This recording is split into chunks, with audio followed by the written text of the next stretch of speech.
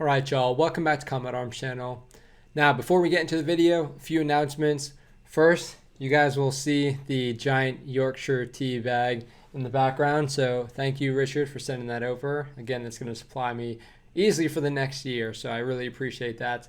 Now we are getting close to Halloween, so I am going to be rocking the jack-o'-lantern hat for these next few videos until we actually get up to Halloween, and then I have a special video coming out for that, so be prepared for that. It's going to be awesome. Not so awesome for me, but yeah, I'll sort of leave it at that. And I was looking at the analytics. Right now, it looks like about 93.5% of the viewers aren't subscribed to the channel. And of course, that's just due to the nature of reaction videos. Not everyone is going to be interested in every single video I'm putting out. But if you guys have noticed that you've come back to my channel and checked out a few videos, I'd really appreciate it if you hit that subscribe button. It really helps me out. And then it also allows me to feed off of y'all because you can continue to drop recommendations down in the comments section. And I always look at those. If I see a bunch of recommendations popping up, then I'll put it on my list. And yeah, I'll react to it eventually. Right now, the list is pretty hefty. But if there's a high demand for a specific topic, then I'll definitely check it out. So definitely feel free to subscribe. I do appreciate it. And again, I will have my link down in the video description for my merch. So if you guys want to go check that out, there's a few options you guys can actually choose from as far as designs and also products, because you can get shirts, you can get mugs, you can get stickers. So these are a couple of my stickers. This is my older channel logo, but I got a new one. It's a lot cleaner. And then that's another design. So definitely feel free to check out that merch if you guys want to support the channel. And yeah, I do appreciate it. But today's video, we are checking out the Ukrainian border guard. Now, we haven't checked out any military units from Ukraine yet, so I'm excited to see what their gear looks like. Of course, whenever we go to a new country or even a new unit, we like to check out the gear, of course. And Ukraine, you can imagine their military is probably going to be pretty solid. And you can imagine Ukraine's going to be pretty serious about their military just based off of where they are geographically and also the previous history that they've actually had with Russia, of course. So yeah, you can imagine they're going to be pretty serious, especially the border guard. That's a big thing, especially for the Ukraine right now. So yeah, I'm really excited to check this out. If you guys have any recommendations for any other Ukrainian units, feel free to drop those down in the recommendations or down in the comment section, because I honestly have no idea what sort of units we can actually find in the Ukraine. But I'm excited to check this out. So let us get into it. Well armed, fast and dedicated to protecting the... Okay, real quick, if you guys are hearing this in headphones, it might be sounding super weird because right now I'm hearing the background noise in my right ear and the voices in my left ear. So a little bit weird, just keep that in mind. That's not on my end, that's just the video itself. The country, the State Border Guard Service of Ukraine. That looks badass. Okay. Oh, dude. Okay. So I'm already checking out the gear. I'm loving it so far. Nice camouflage. It looks like it works very, very well for their environment. And we've seen it with a few different countries. You know, some people will have camouflage that works a little bit better than others. I know Finland has some pretty solid camouflage. And I think y'all were telling me that they were actually able to design that camouflage just by taking a bunch of pictures of the woods in Finland. So that's actually really cool. But yeah, their camouflage looks pretty solid. It looks like it is multicam. It might be some other variation of multicam, but looks pretty solid. Again, they got the high cut helmets, very solid. You can see he's got it might be peltors or just the electronic hearing protection. Very awesome for situational awareness. And their rifle setup looks very, very nice. It looks like a sort of AK or like a Krinkov style model of AK, and with a red dot sight, maybe a flashlight. Very, very cool. And that armored vehicle looked super sick. Units prepare for any scenario. In these training drills, service personnel carefully survey the area for enemy saboteurs and other potential dangers.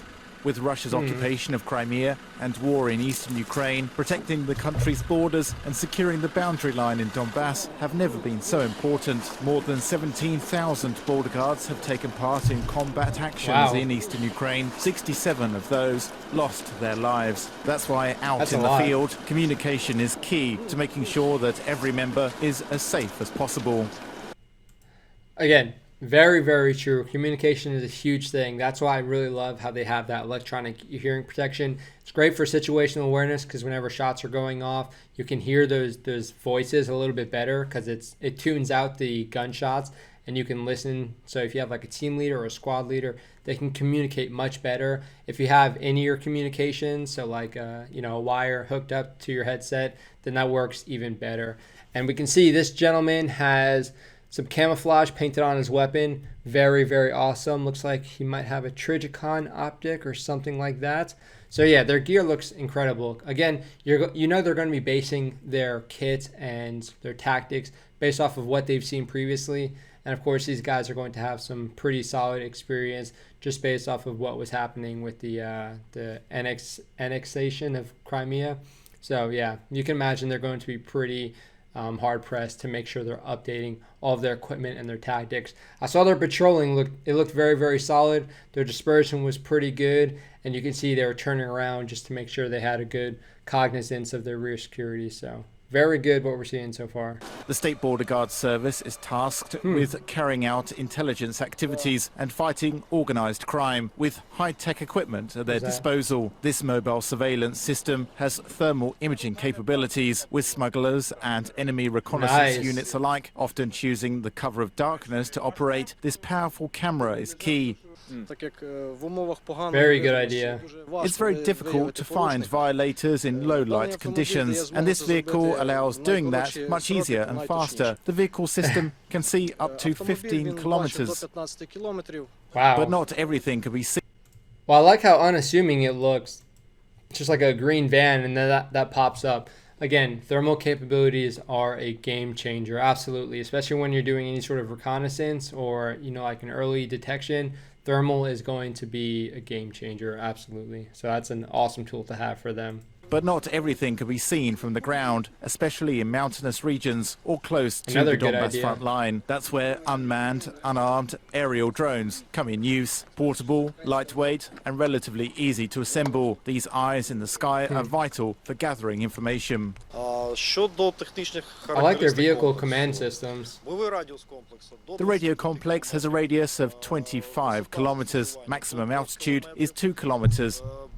The actual altitude which it's being used at is between 600 meters and 1,200 meters. Its maximum flight time is 2 hours, depending on the weather. Not bad. The crew of the complex consists of 5 people. Yeah, so again, that's going to be awesome for maintaining their situational awareness. Again, with any sort of reconnaissance or any sort of, if anyone's patrolling, it's awesome to have that ISR or that aerial element in play, because especially when you have a place like Ukraine, there's going to be a lot of forests and a lot of stuff in the way that can conceal the enemy movement. So it's nice to have that overhead just to make sure you have a good situational awareness of everything. And again, if that has thermal capabilities, that is huge. And you can imagine most of the drone systems are going to have some sort of night vision thermal capability. So it's awesome for maintaining situational awareness. If you see anything that looks a little bit weird, maybe like a bunch of like heat signatures, could be in any patrol, could be a bunch of animals. So it's nice to have that sensitive equipment to be able to make that distinction as well. But the advanced border security technology alone is not enough. Ukrainian Border Guard's K9 dog unit plays an essential role as well. Okay.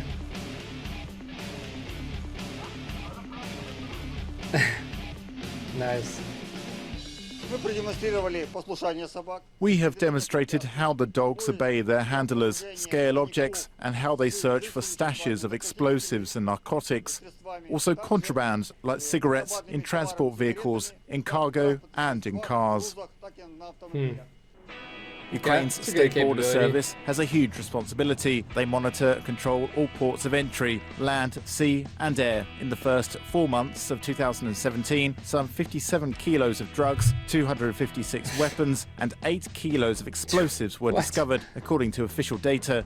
That is a lot of weapons coming in. So I wonder if these guys actually work with the police, because we sort of saw this when we were watching the video about Who Defends Britain, about the military sort of working with the police. So it might be the same thing, but I'm not sure if the border guard falls more under the military or more under the police. I'm not really sure how they do that separation or that integration if they really need to. So awesome to think about. Again, they seem like they have some pretty solid capabilities to do sort of a mix of operations. Ukraine's border service has made huge strides since being established after the Soviet Union collapsed in 1991. At the turn of the century, underfunding, internal corruption, the illegal flow of contraband, and the presence of Russian agents hampered the service. However, now with Moscow's undeclared war, it's often these Ukrainian border guards who put their lives on the line first to protect the country from any future threats. This is Tom Bell for UATV.